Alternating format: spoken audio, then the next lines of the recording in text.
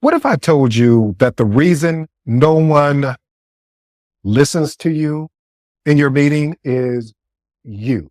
Trust me. If no one is listening, then you feel invincible in meetings. I'm going to be straightforward with you, family. If no one listens to you in your meetings, your influence is definitely at risk. In today's episode, we're going to discuss how to make sure you get heard.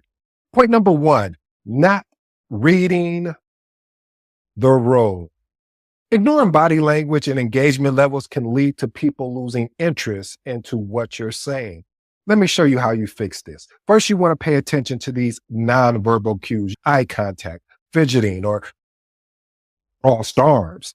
If you're a remote, pay attention to who is speaking less and less each meeting, because that is an indicator if they've already, as they say, checked out and they're probably on their phone doing something else or looking at something else online. So you want to find a way to captivate them. If people seem engaged, shift your approach to ask questions, involve participants, or summarize. This is one of my secret sauces that I leverage when I'm on a meeting. Right away, I'll start asking people, I'll call their name, because it's something about when you hear your name called, it takes you back to when you were in elementary and someone said, Edward, and you like, huh? Did I do something wrong? So the whole point of it is having the ability to really call people's name directly and then ask them a question. You'll be shocked. And sometimes you even get frustrated. You're like, you mean if I didn't call on you, you wouldn't have said this great information. So again, if people seem disengaged, shift your approach to asking a question and involve participants to summarize. Here's my actionable tip.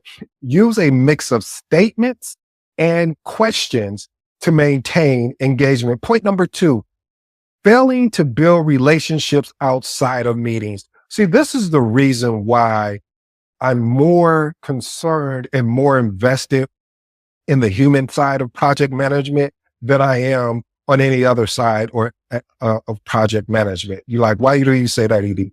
Because people are the one that are responsible for project. People have the influence, interest, or they can totally disengage. See, people are more likely to listen to those they trust. How we fix this is we build rapport outside of meetings by engaging in small talk, follow-ups, one-on-one check-ins. I don't know why more project managers don't do this, why we're not engaged with. And when I discovered this, I started doing more and more of this, because it's so important to create these small talks, to create these follow-ups. And most of all, just having an impromptu or a scheduled one-on-one check-in, because now you get the chance to really, truly build rapport. So when you need something and it's in a crunch, this person is more than likely to do it for you than someone else. Here's my actionable tip. Find common ground with colleagues. People listen more to those they connect with. Point number three, lack of clarity in communication. If your message, and I'll say it again, if your message is unclear, people will struggle to follow your point and they will disengage. And it's not that they will disengage. So if your message is unclear, people will struggle to follow your point. How do we fix this? Before meeting, structure your thoughts. When I first started getting a project management, I'm being transparent with you, family. I struggled in meetings, and it's because I didn't have my thought structure. I was just trying to figure out, like, what should I say? What shouldn't I say? So eventually I just started creating at least 3 bullet points that I really was concerned about the project, or just to help me get some reps in. There's a military concept too called BLUF. It basically means bottom line up front method. The whole point of this is the key point first, and then you elaborate. Again, you talk about the key point first, and then you elaborate. You avoid all the jargon and over explaining that you'll see people do.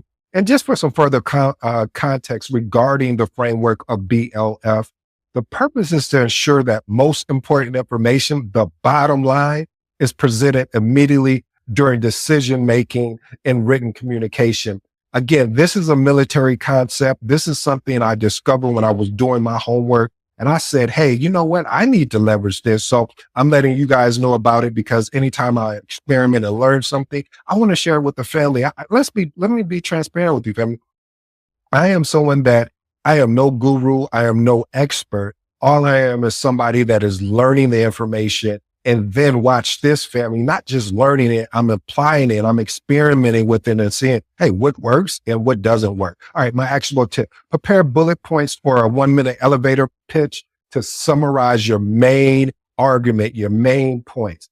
Point number 4, interrupting others or speaking at the wrong time, man. Do you know I get so okay, I'm not going to go on a rant. Yes, I am. So I get so irritated when you're being in a meeting and there'll be someone talking and it's always just that one that you got to have a sidebar conversation with initially, that they always want to over talk or they always want to interrupt. And I get it, because it's one of those things where it's sometimes they want to get their point out because they have the thought on their mind. But see, this also shows us that they're not really listening to the conversation. They're only listening to a certain point, and then they already have a formulated response instead of hearing all of the information before they respond. And then also you have people that interrupt people because they feel like, oh, they should be getting to the point faster. They should already be there.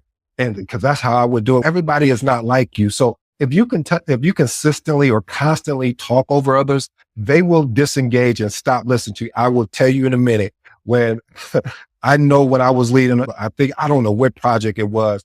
And I started talking over people because I'm like, why is it taking them so long just to summarize what we're talking about?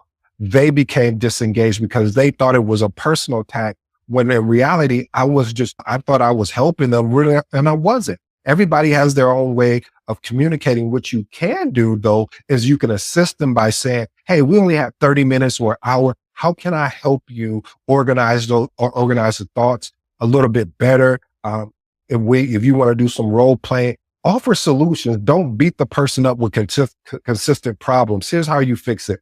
Practice active listening. Let others finish, acknowledge their points, and then then contribute. Here's my actual tip. If someone interrupts you, this is one of my favorites, calmly say, I'd like to finish my thought, and then I'd love to hear your input.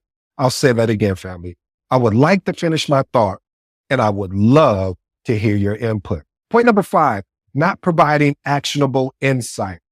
People want to hear solutions, not problems. People want to hear solutions, not problems. I'm sorry I have to say that again, but I'm not sorry.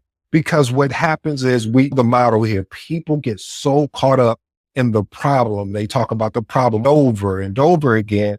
And then you don't hear, what are any potential solutions that we can do to address this? What are any potential solutions that we can make this situation better? Yeah, the problem is still happening. We both identify that. But when are we going to talk about the solution? How do we fix this? We structure contribution using a problem solution impact framework, or PSI, as I will call it. Basically, you first identify the root issue, propose a solution, and then we explain the benefits. Here's my actionable tip. Avoid statements like, we need to communicate, or we need better communication. Instead, say, if we implement a weekly status update, we could reduce misalignment by 40%. Again, we need better communication. Instead, say, if we implement a weekly status update, we could reduce misalignment by 40%. Point number 6, not controlling meeting dynamics. If louder voices dominate the discussion, your points, I promise you, this is not something that I heard. This is not something that I dreamed about. This is something I know for a fact. Your points will get lost. And how you fix that is, if necessary, assert yourself by redirecting the conversation. I like to add, here's an example. I would like to add to that point. Or before we move on, let me share some key insights that I've learned along the way. Here's my actionable tip. Use names when addressing people. Hey, Rob. Hey, John. I think you'll find this relevant because whatever that is. I talked about that earlier. When you call people's name, I'm going to have to do my homework on that to understand why. But it triggers in me when I was in elementary school, when the teacher would call my name. Edward, what are you? And you, all of a sudden, I don't care what you're doing, you look up. So again, you want to call that person's name, and direct the statement or question towards them. Point number 7, not summarizing key takeaways verbally. If people leave without understanding your main point, your message is lost. It was a waste of a meeting. It was a waste of your time. That's the only thing we can never get back. We can get money back, but we can never get time. So having the ability to really summarize your key takeaways are important. So I look at it like this: conclude by summarizing your main takeaways in 3 points. And of course you can expand, but you want to summarize in 3 points. And then what are the next steps? So here's my actionable tip. Use phrases like, based on everything we did, everything today that we discussed, here's a high level overview of the discussion. Please let me know if I missed anything. I would also explain that you will send out a detailed meeting recap of today's discussion. Now, I've always went back and forth with this. It depends on the actual situation and the project team that I'm working with. If I'm working with a project team that I can see there may be some challenges there, I'll probably send the meeting recap out that day just to cover the team as well as myself, because you never know when somebody says, I didn't get that. I didn't know I was supposed to do. You'll pick up on these things as you continue to grow as a project manager. But if you have a team that is self-organized, you have a team that holds themselves accountable, I normally send it out 24 hours after the meeting, because that just gives them a reminder of what we talk about. But again, if you have a team that is not self-organizing, that doesn't hold themselves accountable, is always looking to place blame, you want to make sure within the hour, I say 2 hours max, depending on how long the meeting is, you want to send that recap out right away. Okay. Point number 8, not encouraging a two-way dialogue. You're doing all the talking, does not hold attention. Potential challenges here is you need to ask open-ended questions like, how do you see this impacting your team? And my actionable tip, if responses are minimal, follow up again. I know you've heard me say this 3 times, but I've just seen it work. So if it's working, why change it? I'm willing to change it if I can find something else better. But every time I do this, asking direct questions, Brian, what are your thoughts? John, what are your thoughts? Rebecca, what are your thoughts? It forces people to give you a response instead of giving you a yes or no, because you want to avoid the yes or no. Like, what are you going to be able to talk today? That's a yes or no. I know that wasn't the best example, but the point I'm trying to make is you want to make sure that you ask a more of a open-ended question. What are your thoughts? What are your plans to accomplish this today?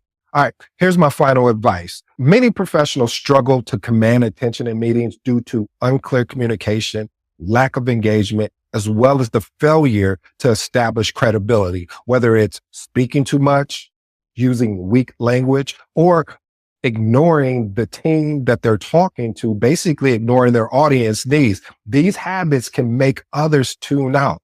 Understanding these issues help project managers take intentional steps to ensure their voices are heard and, most of all, respected. Now, here's some potential challenges. Lack of clarity, speaking in a way that confuses rather than inform. I love that. Disengaged audience. Listeners lose interest due to poor delivery or irrelevant content.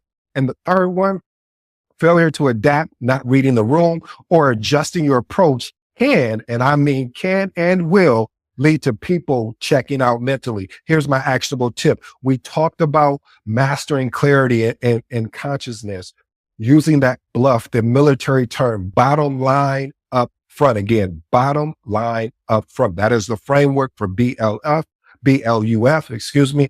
And approach is very direct and gets straight to the point. And the next one is read the room and adjust, watch body language, engage in participation with participants with questions and summarizing key points. And then the last one, encourage a two-way dialogue, ask specific people for input to make decisions interactive. Family, I hope you enjoyed today's episode.